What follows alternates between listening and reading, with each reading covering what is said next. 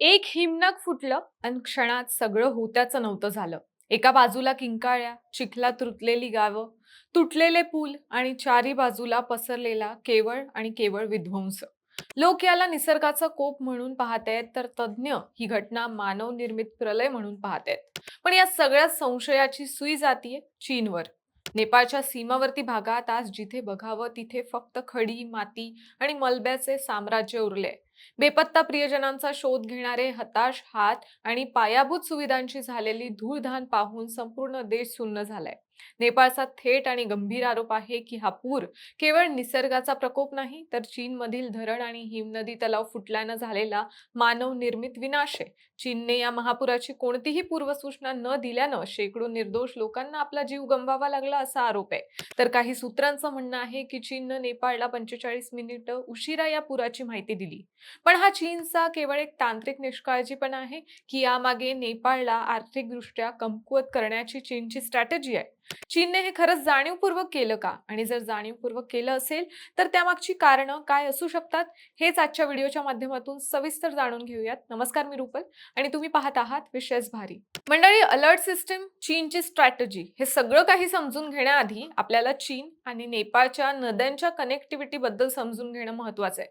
तर नेपाळमधील उत्तरेकडील डोंगराळ भागात, विशेषतः बोटेकोशी, त्रिशुली आणि अरुण नदीच्या खोऱ्यात वेळोवेळी येणारे पूर हे प्रामुख्यानं चीनच्या तिबेट स्वायत्त प्रदेशात घडणाऱ्या भौगोलिक घडामोडींशी संबंधित असतात. तिबेटच्या पठारावर तापमान वाढीमुळे हिमनद्या वेगानं वितळत आहेत.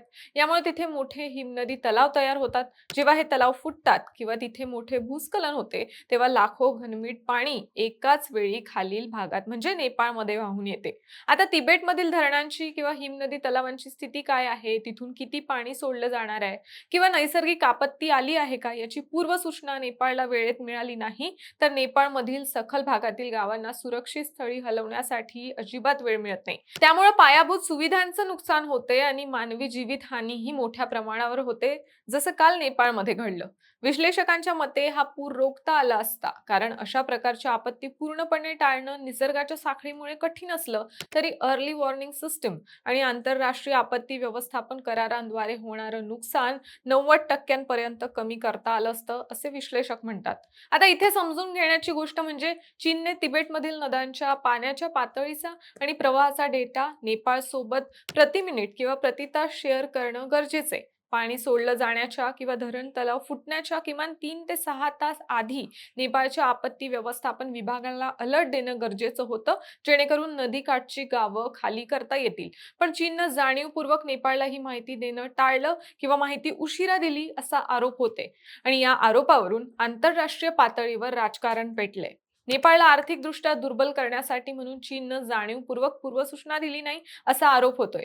आता हे आरोप, युक्तिवाद यांना राजकीय आणि आर्थिक दृष्टिकोनातून समजून घेणं गरजेचं आहे. मंडळी, चीन आपल्या सीमावर्ती प्रदेशातील नद्यांचा डेटा म्हणजे ब्रह्मपुत्रा, अरुण, बोटेकोशी या नद्यांचा डेटा सहजासहजी खालील देशांसोबत म्हणजे नेपाळ, भारत, बांगलादेश यांच्याबरोबर शेअर करत नाही. हा चीनच्या रणनीतीचा एक भाग मानला जातो. ही त्यांची वॉटर डिप्लोमसी राहिली आहे. पण नेपाळमध्ये वेळोवेळी येणारे पूर हे प्रामुख्यानं चीनच्या तिबेट स्वायत्त प्रदेशात घडणाऱ्या भौगोलिक घडामोडींशी संबंधित असल्यानं हे अलर्ट वेळेत देणं महत्वाचं आहे, असं विश्लेषकांचं म्हणणं आहे. असाही आरोप होतोय की हा नेपाळला आर्थिकदृष्ट्या कमजोर करण्याचा चीनचा हेतू आहे.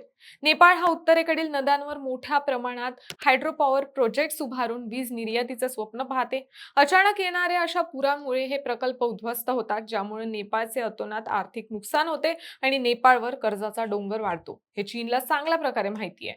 जेव्हा नेपाळमधील पायाभूत सुविधा उद्ध्वस्त होतात, तेव्हा पुनर्बांधणीसाठी नेपाळला पुन्हा चीन किंवा इतर जागतिक संस्थांवर म्हणजे बेल्ट अँड रोड इनिशिएटिव्ह वर अवलंबून राहावं लागतं आणि हीच आर्थिक दुर्बलता नेपाळला राजकीय दृष्ट्या चीनवर अधिक अवलंबून ठेवते.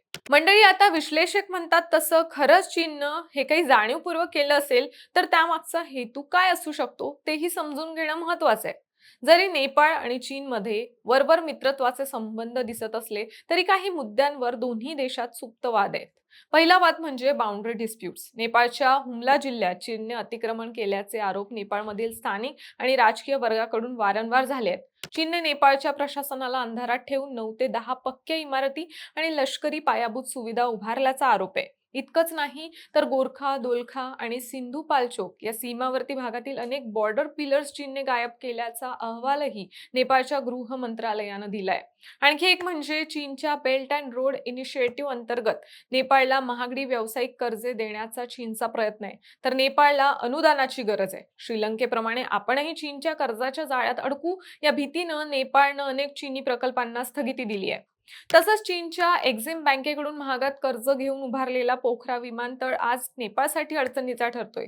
या विमानतळावरून उड्डाणे होत नसल्यानं कर्ज कसं फेडायचं हा प्रश्न नेपाळ समोर आहे.